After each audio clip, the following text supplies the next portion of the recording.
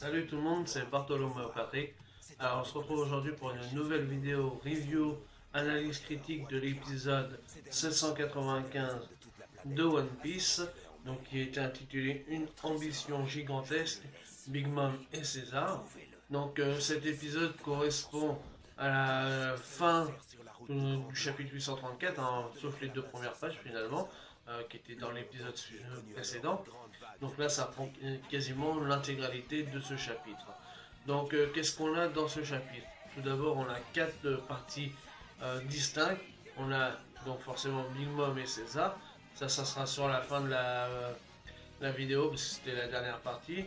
On a un passage avec Luffy dans les Seducing Woods, toujours à la recherche de ses Nakama et de Sanji, tout ça. Donc on va voir un petit peu comment ça s'est passé. On a un passage aussi sur Capone BG avec Pécoms. Donc je vais vous expliquer un petit peu ce qu'il y a eu. Et dans un premier temps, on a eu un passage avec Brook et Pedro qui sont arrivés sur Sweet City. Donc on va voir un petit peu tout ça ensemble.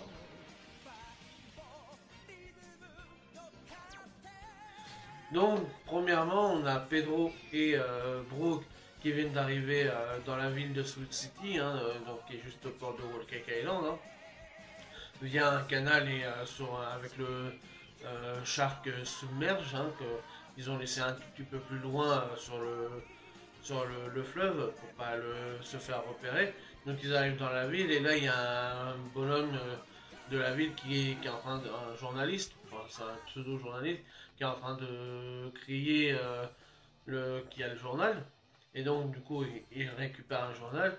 Et en fait, on apprend que des nouvelles par rapport à Jinbei. Et donc, du coup, on a tous les villageois qui sont en train de se foutre de la gueule de Jinbei parce que finalement, il a voulu quitter l'équipage de Big Mom. Mais on avait bien vu qu'il y a eu l'effet de la roulette.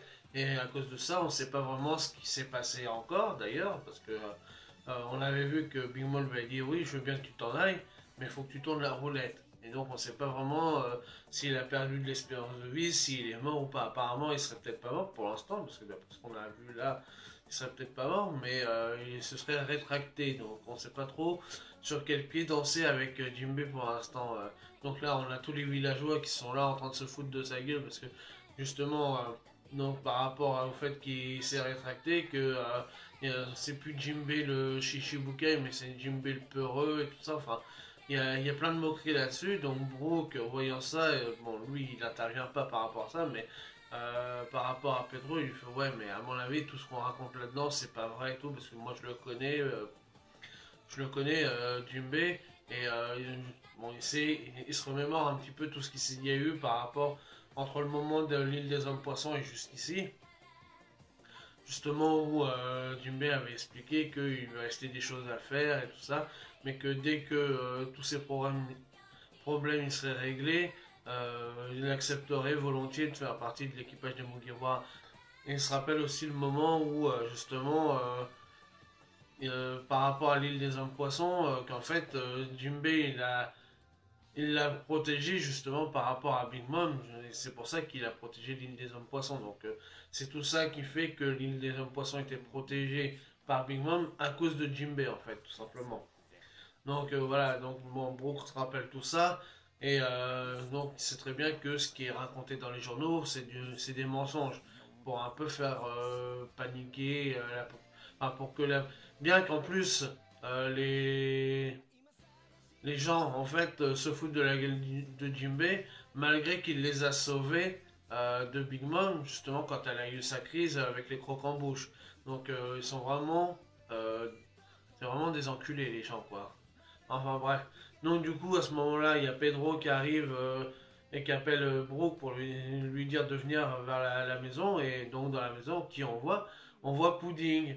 Donc nous qui pensions qu'elle était arrivée sur la côte, en fait c'était pas la vraie. Donc on doute bien que maintenant que c'était un clone comme a pu faire brûler, hein, par rapport à un fruit des démons certainement. Donc du coup la Pudding elle est à l'intérieur de la maison.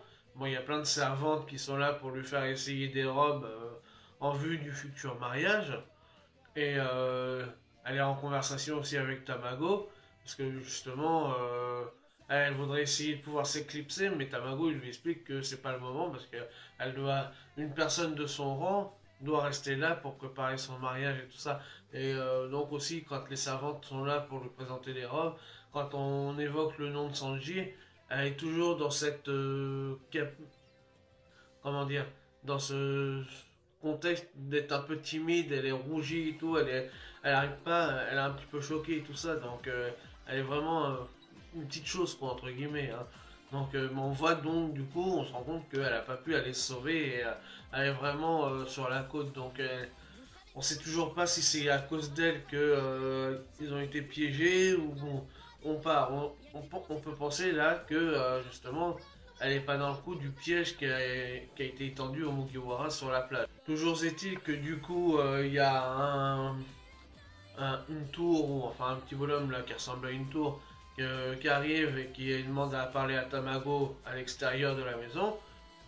Et du coup, il lui explique, oui, donc par rapport à ceux qui sont dans les Seducing Woods, donc avec des affiches, hein, euh, en lui disant que de toute façon ils sont maîtrisés et tout ça, ils vont être capturés, mais pas tués, précision qu'il le dit. Donc du coup, ça choque Pedro et Brooke, qui se disent, merde, putain, et Luffy et tout ça, et du coup, ils ont été capturés, c'est chaud quand même et tout machin. Après, on a aussi les deux affiches pour Brooke justement et Pedro, parce qu'ils savent pas trop où ils en sont. Et donc du coup sur l'affiche de Pedro, il y a écrit que c'est une panthère. Et Tamago il dit non, c'est pas une panthère, c'est un jaguar et il se prénomme Pedro. Et donc c'est là qu'on se dit, parce que même le petit bonhomme il lui dit ah parce que vous le connaissez. Il lui fait oui, j'ai un petit souvenir par rapport à lui et tout ça. Et en fait, c'est compréhensible dans la mesure où il y a quelques épisodes de ça. Pedro, justement, quand ils avaient été attaqués par les fourmis, Pedro avait commencé à nous parler un petit peu de son passé et nous avait expliqué qu'il était déjà venu sur Whole Cake Island avec Pecoms. Donc, du coup, c'est à ce moment-là certainement qu'il avait dû rencontrer Tamago. Donc, ils ont forcément eu un petit truc entre eux. Après, reste à savoir quoi, mais il y a forcément un passé entre les deux. Pour l'instant, on ne sait pas encore trop, mais c'est pour ça que c'est de là qu'il doit le connaître, je pense. Donc voilà, mais justement, à ce moment-là, donc eux, ils sont encore plus choqués d'apprendre qu'en fait, tous leurs mouvements, ils sont grillés, parce que du coup, ils sont censés être en infiltration, et tout le monde est au courant de leur agissement, donc ils se retrouvent un petit peu dans la merde. Et justement, c'est là qu'on voit que ça doit être certainement lié aux homies et tout ça, enfin comme la forêt, puisque juste à côté on voit des petites fleurs avec les yeux et tout ça, donc ils sont en train d'écouter un petit peu ce qui se passe et tout, et qui voient Pedro et Brooke. Donc c'est peut-être lié aussi au pouvoir de Big Mom justement, de pouvoir savoir un peu tout ce qui se passe et d'être informé de ce qui se passe autour du château. Donc voilà, donc c'est pour ça qu'en fait ils peuvent pas franchement forcément agir comme ils voudraient, parce que du coup, ils sont un petit peu espionnés eux-mêmes. Eux qui veulent espionner les autres sont espionnés aussi par eux-mêmes, enfin par Big Mom. Donc voilà, donc c'est un peu compliqué. Donc voilà, ça c'était pour la première partie. Dans la seconde partie, on avait un petit passage avec Capone Gang BG, donc qui est sous les ordres de Big Mom maintenant, hein. Ça fait un petit moment qu'il est là sous ses ordres, hein, et on le voit justement qui est au bord d'une falaise au nord du château. Et il tient en joue avec son pistolet Pecoms, justement, donc qui était avec les Mugiwara. Donc du coup, ils ont réussi à le rattraper. Donc on voit qu'il est enchaîné, qu'il est au bord de la falaise. Et bon, Capone Gang BG, on voit qu'il a un enfant. Hein. D'ailleurs, son enfant s'appelle Pets, qu'il a eu avec Charlotte Chiffon. Donc c'est celle qu'on avait vue il y a quelques épisodes de ça aussi. Et qui ressemble à Lola. Donc voilà, maintenant on sait que c'est la femme à Capone qui ressemble à Lola. Mais bon, je crois pas qu'on a eu la confirmation que c'est la sœur ou pas de Lola. Et je crois que c'est la deuxième fille de la famille Charlotte, enfin de Big Mom. Donc, et c'est bizarre parce qu'elle ressemble, elle paraît même plus jeune que Brûlé, alors que Brûlé, elle apparaît une plus vieille fille, alors qu'elle a, je crois que Brûlé c'était la 22e fille de Big Mom. Donc c'est un peu bizarre tout ça. Donc ça dépend comment elles ont été conçues réellement, parce que bon, pour l'instant on sait pas trop comment elles ont été conçues. D'ailleurs, on n'a pas trop envie de le savoir non plus quand on voit Big Mom. Enfin bref. Donc voilà, donc ensemble ils sont une Pets. Donc là il y a tous les Fire Tanks, donc les membres d'équipage de Capone. Et donc Capone, il lui demande à Pecoms si en gros, de se soumettre, quoi, et d'arrêter de faire des conneries, et parce qu'apparemment il voudrait balancer des trucs, ou je sais pas trop quoi.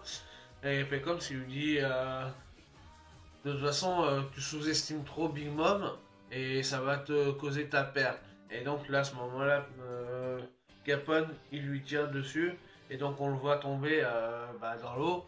Donc est-ce qu'il est mort ou pas, ça, on ne le sait pas. Peut-être qu'on saura plus tard ou pas. Donc voilà, ça c'était un deuxième petit passage qui était pas mal, hein. C'était vraiment bien ficelé tout ça.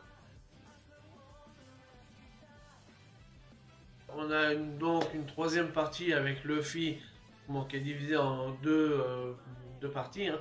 Donc la première partie, on le voit qui est encore est toujours dans les bois de la séduction à chercher à récupérer Nami, Sanji et tout ça. Et il s'épuise finalement à aller récupérer tout le monde. Donc on le voit utiliser une nouvelle technique pour mettre en cage. Il y a le faux Sanji, un faux Nami, un faux Chopper, un faux Pudding. Donc on voit que c'est on voit que c'est des faux, puisque de toute façon ils se comportent comme des animaux, hein. Finalement ils ont des cris d'animaux. Ils ont une agilité d'animaux, hein. Ils marchent à quatre pattes et tout ça, donc bon, on se doute bien que c'est lié au fruit du démon de brûler, hein, qu'elle a dû faire des clones par rapport aux personnages qu'elle connaissait. Donc voilà, et donc le fil, lui, bon, il les attache tous pour les mettre finalement, donc ce qu'on voit tout à la fin de l'épisode, où il les rassemble tous ensemble. En plus, c'est la nuit tombée, donc il la ramène près de la grosse tête qui ressemble à rien là, en plein milieu des bois. Et donc il les rassemble tous ensemble pour espérer, parce qu'à force il la retrouve partout. Même à un moment, il vient d'attraper un Sanji et il y a un autre Sanji qui arrive devant lui et donc il est là, il comprend pas et tout. Parce que bon, Luffy il est pas. C'est pas le plus intelligent des Mugiwara, hein. Il est complètement débile, hein. Il n'a pas une intelligence super folle, quoi. Donc voilà, il comprend pas un peu trop ce qui se passe, mais donc pour l'instant, son but c'est de ramener un peu tout le monde et de voir après qu'est-ce qu'il va faire. Et on arrive enfin à la dernière partie de ce chapitre, qui était vraiment le centré là-dessus, parce que c'est le titre de l'épisode d'ailleurs, où on a un échange entre César et Big Mom.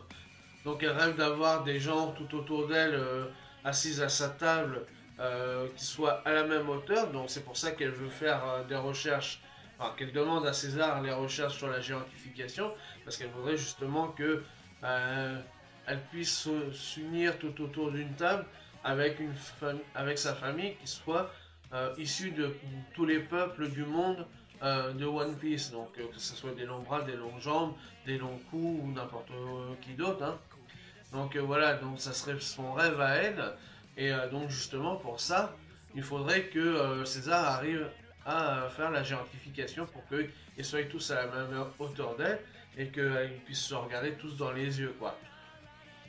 Donc César lui explique, et donc d'abord avant de lui expliquer les choses, on voit un peu qu'il se remémore certaines choses dans sa tête, donc parce qu'il se rend compte qu'il est dans la merde, parce qu'en fait Big Mom lui avait financé toutes ses recherches quand il était encore sur Mount Khazard, mais la plupart des thunes qu'elle lui a données, en fait, lui il s'en est servi surtout pour aller boire de la bibine, et surtout pour aller draguer toutes les nanas qui passaient par là.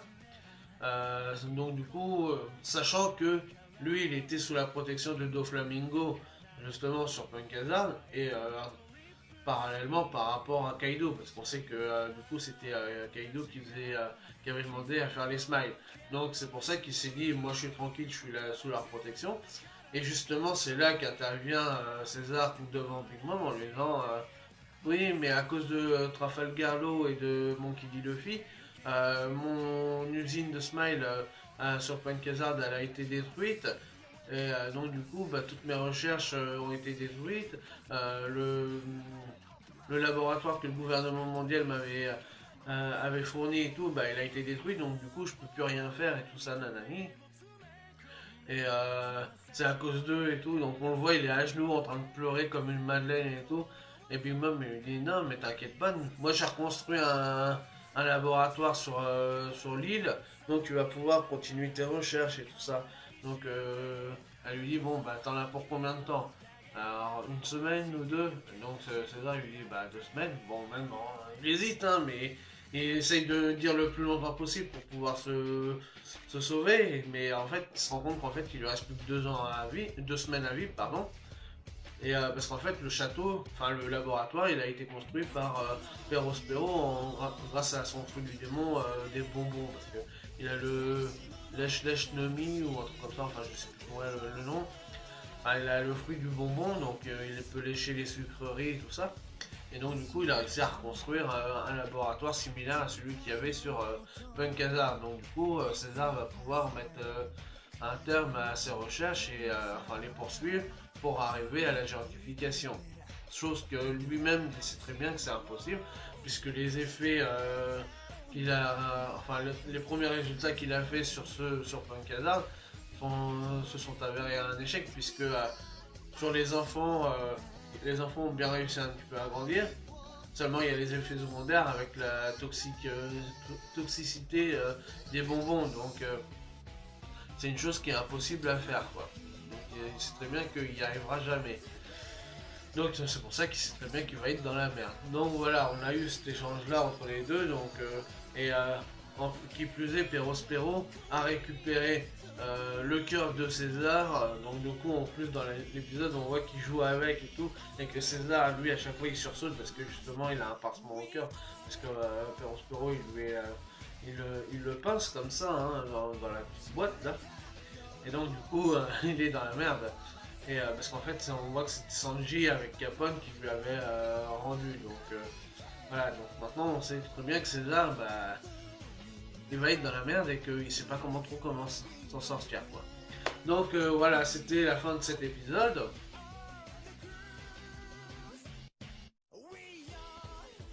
Donc dans l'ensemble, c'était vraiment un très bon épisode qui va passer vachement vite. Le passage Pedro Bro, franchement, m'a bien fait rigoler. Les têtes qu'ils ont fait et tout, c'était fantastique. Quoi. Après, les petits dessins justement avec le petit dessin de Pedro et tout, qui était vraiment trop kawaii, quoi. C'est trop mignon. César, c'est vraiment un déglingo du cerveau. On a Luffy qui est vraiment complètement débile. Franchement, c'était un très bon épisode. Et donc, dans le prochain épisode, donc, on aura un passage avec. Qu'est-ce qu'on aura? Oui, on aura des révélations apparemment sur le pouvoir de Big Mom, un petit peu voir comment ça fonctionne réellement. On voit que Nami, elle est toujours en vie, donc elle a réussi peut-être certainement à se sauver de brûler, donc, mais dans quelles circonstances ça passe, on ne le sait pas. Et on voit aussi l'apparition d'un nouveau personnage. Donc on va voir un petit peu qui ce sera. Donc voilà pour cette review analyse critique de l'épisode 795 de One Piece. Si vous avez aimé, n'hésitez pas à liker, à partager, à laisser des commentaires, à mettre des petits pouces bleus. Et puis nous, on se retrouve pour de nouvelles aventures One Piece. Salut tout le monde.